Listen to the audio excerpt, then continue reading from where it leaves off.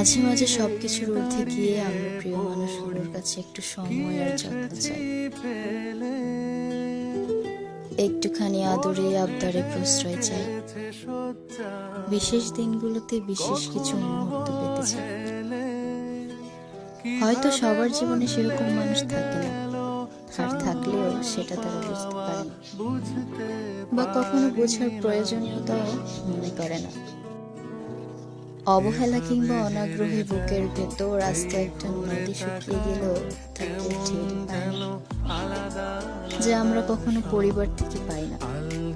পরবর্তীতে আমাদের জীবনে আসা প্রিয় মানুষদের কাছ থেকে সেটা পাওয়ার প্রবল প্রত্যাশা আমাদের থাকে। সেখানেও প্রত্যাশা মানিয়ে নেওয়ার নিদারুণ অভিনয়। মুহূর্তরা কেটে যায়, জীবন ঠিকই চলে, তবুও প্রিয় মানুষগুলো যত্ন নিলে, আগ্রহ থাকলে সেই মুহূর্তগুলো প্রজাপতি হতে পারত, একটা আকাশ হতে পারত, রংধনু হতে পারত, ফুল হতে পারত, ক্যানভাসের খুব প্রিয় কোনো ছবি হতে পারত, হতে পারত জীবনের সবচেয়ে সেরা মুহূর্ত। অথচ সবশেষে মুহূর্তরা বাঁচে অপেক্ষায়, অবহেলায়, অনাগ্রহে। অবহেলায় মানুষ ভিতর থেকে মরেছে।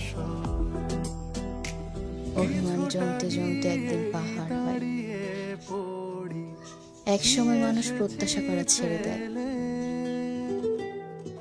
অভিমান অভিযোগ করা বন্ধ করে চুপ হয়ে যায়, ইচ্ছেদের উড়িয়ে দেয় আকাশে। কেবল দীর্ঘশ্বাসে হঠাৎ হঠাৎ মনে হয় জীবন কিংবা মুহূর্তগুলো আসলেই অন্যরকম হতে পারত।